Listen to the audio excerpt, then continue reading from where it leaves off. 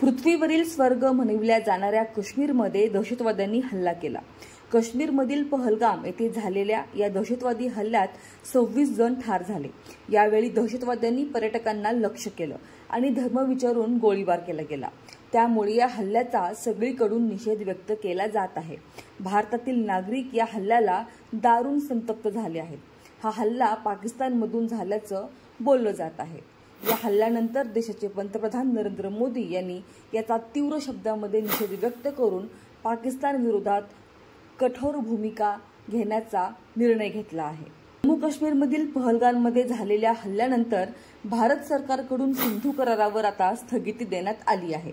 पंतप्रधान नरेंद्र मोदी यांच्या उपस्थितीत पार पडलेल्या केंद्रीय मंत्रिमंडळाच्या सुरक्षा समितीच्या बैठकीत हा निर्णय घेण्यात आला।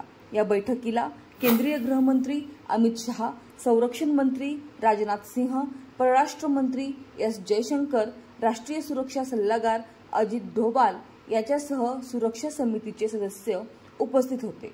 या बैठकीत सिंधू जल करार रद्द करण्यासह 5 मोठे निर्णय घेण्यात आले आहेत।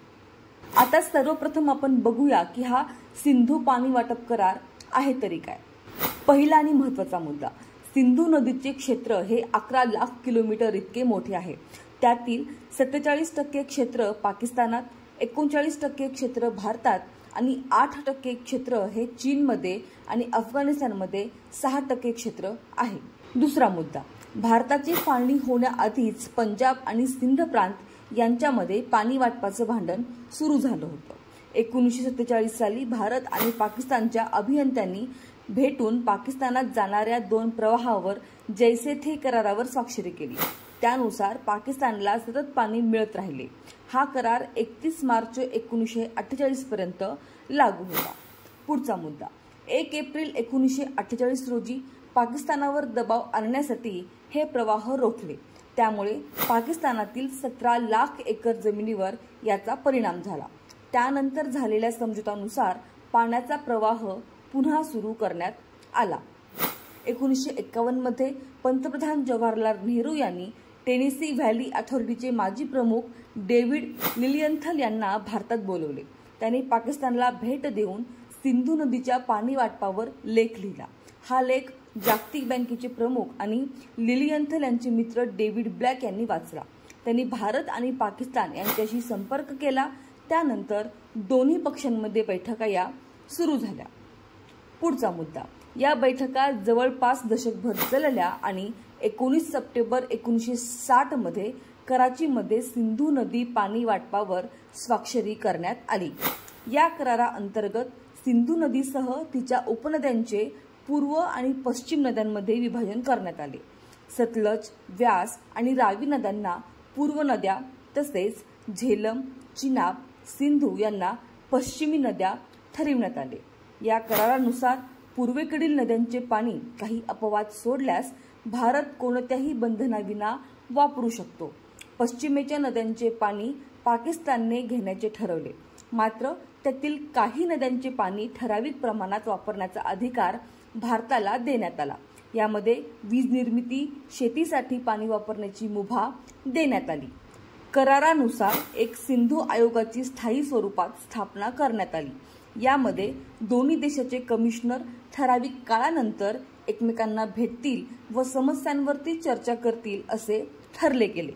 जर दोन्हीपैकी एक देश एखाद्या प्रकल्पावर काम करत असेल आणि दुसऱ्या देशाला त्याच्या संरचनेबद्दल शंका असेल तर दोन्ही देशांची बैठक होऊन त्यावर उत्तर द्यावे लागेल। जर आयोगाला त्यातून मार्ग काढता आला नाही तर दोन्ही देश तो प्रश्न सोडवण्याचा प्रयत्न करतील।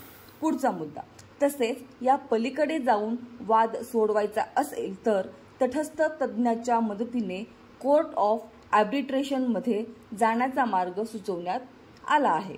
आता आपण बघूया की हा सिंधू करार महत्त्वाचा का आहे। दोन्ही देशातील युद्ध, मतभेद आणि वादविवादानंतरही नदी वाटपासंबंधीचा हा करार तसाच होता। भारत आणि पाकिस्तान दरम्यान झालेल्या सर्व करारांमध्ये सिंधू करार हा आजपर्यंतचा सर्वात महत्त्वाचा आणि प्रभावशाली करार आहे। सिंधू सामंजस्य कराराअंतर्गत झेलम, चिनाब आणि सिंध या पश्चिमेकडील नद्यांचं नियंत्रण पाकिस्तानला देण्यात आलं। त्यानुसार या नद्यांच्या 80% पाण्यावरती पाकिस्तानचा अधिकार आहे। भारताला या नद्यांच्या वाहत्या पाण्यापासून वीज निर्मितीचा अधिकार आहे, मात्र पाणी अडवण्याचा किंवा नदीच्या प्रवाहात बदल करण्याचा अधिकार नाही। पूर्वेकडील नद्यांच्या म्हणजेच रावी, सतलज आणि बियास नद्यांचं नियंत्रण भारताकडे आहे। म्हणजेच भारत या नद्यांवरती प्रकल्प वगैरे बांधू शकतो, ज्यावर पाकिस्तान आक्षेप घेऊ शकत नाही। या आयोगाचे सदस्य आलटून पालटून एकदा भारत आणि एकदा पाकिस्तानात बैठक करतात। या बैठकांमध्ये सरकारच्या प्रतिनिधींशिवाय इंजिनियर आणि तंत्रज्ञ सामील होतात।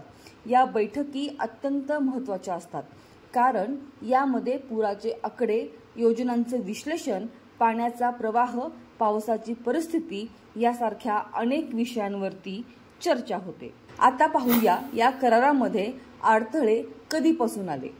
भारताने जेव्हा पश्चिमेकडील नद्यांवरती जलविद्युत प्रकल्प बांधायला सुरुवात केली तेव्हा समस्या सुरू झाल्या। पाकिस्तानला भीती होती की या योजनांमुळे पाकिस्तानला कमी पाणी मिळेल। दोन्ही देशातील तज्ज्ञांनी 1978 मध्ये सलाल धरणांच्या वादावर चर्चेतून तोडगा काढला। त्यानंतर बगिलहार धरणाचा मुद्दा पुढे आला। हा वाद 2007 साली जागतिक बँकेच्या मध्यस्थीने सोडवण्यात आला। किशनगंगा प्रकल्पही वादग्रस्त ठरला होता। हे प्रकरण आंतरराष्ट्रीय न्यायालयात पोहोचले होते, त्यावर 2013 मध्ये निर्णय झाला। सिंधू आयोगाच्या बैठकांनी हे वाद सोडवण्यात महत्त्वाची भूमिका बजावली आहे। तर हा आहे सिंधू करार आणि त्याचं महत्त्व। त्यामुळे आता भारताने हा सिंधू करार स्थगिती केल्यामुळे पाकिस्तान या गोष्टीवरती चिडून आहे आणि पाकिस्तानने सुद्धा या निर्णयानंतर भारतावरती काही निर्बंध लादले आहेत। तर हा सिंधू करार काय आहे, त्याच्या मागची कारणे काय आहेत, त्याचे महत्त्व काय आहे, हे सविस्तरपणे आजच्या व्हिडिओमध्ये आपण पाहिलेले आहे। आशा करते की तुम्हाला यातून महत्त्वाची माहिती तुमच्यापर्यंत पोहोचली असेल। ही माहिती इतरांपर्यंतही पोहोचवा। आजचा व्हिडिओ कसा वाटला कमेंटमध्ये सांगायला विसरू नका। आजच्या व्हिडिओमध्ये आपण इथेच थांबूया, भेटूया पुढच्या व्हिडिओमध्ये। तोपर्यंत व्हिडिओला लाईक करा, शेअर करा आणि सबस्क्राईब करायला मात्र विसरू नका। धन्यवाद।